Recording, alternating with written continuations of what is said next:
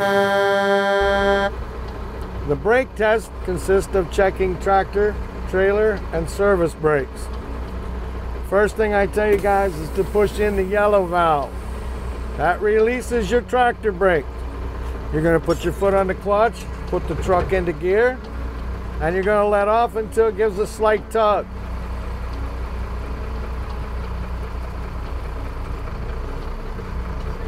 The truck did not move. That means my trailer brakes are working properly.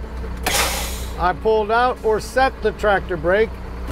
I now release my trailer brake. If it's hard to remember, remember R for red, R for rear. If they're in, they're released. If they're out, they're set. Once again, I let the truck try to pull forward. Truck didn't move.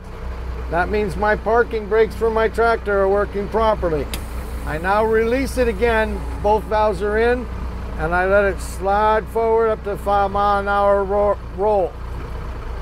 They just want you to get the truck moving. I apply the brakes. I take the truck out of neutral, take my foot off the clutch. Our test truck again is an automatic, so you won't have the clutch. If my vehicle's moving, I let it come to a stop. Or if I have to, I can apply the brake to stop. Either way, before I turn my truck off and get to the next section, which is the critical part of your in-cab. This portion of the in-cab is called the air brake test or air leak test. This part must be done in order, and it must be done completely, and they will not tell you if you make a mistake. They will let you go on. Very important to note. The first thing I do before I have started my air leak test is I want to make sure, number one, my truck is not rolling because I don't have to apply the brakes anymore. I check my gauge to make sure that I have over 100 psi. This must be noted to the examiner. I do have over 100 psi. I have enough air to do my air leak test. At that point in time, I reach over, turn my key off, turn the key back to the on position. Note, if you had forgotten your ABS light going on and off at the beginning, you can catch it right here because you just turned your ignition back on.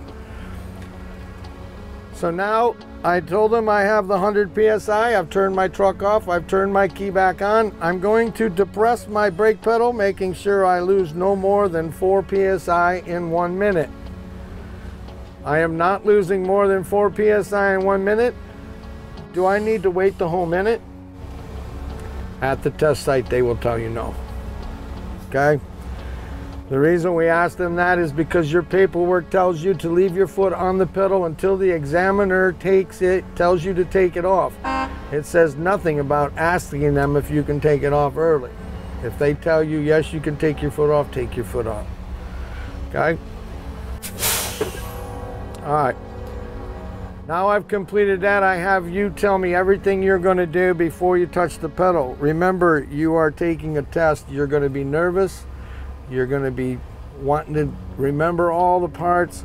Just remember to take a breath here and tell me everything you're going to do.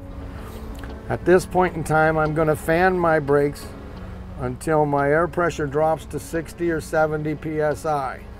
At that point in time, a low air indicator warning light and/or buzzer will sound. After that, I will continue to press my brakes.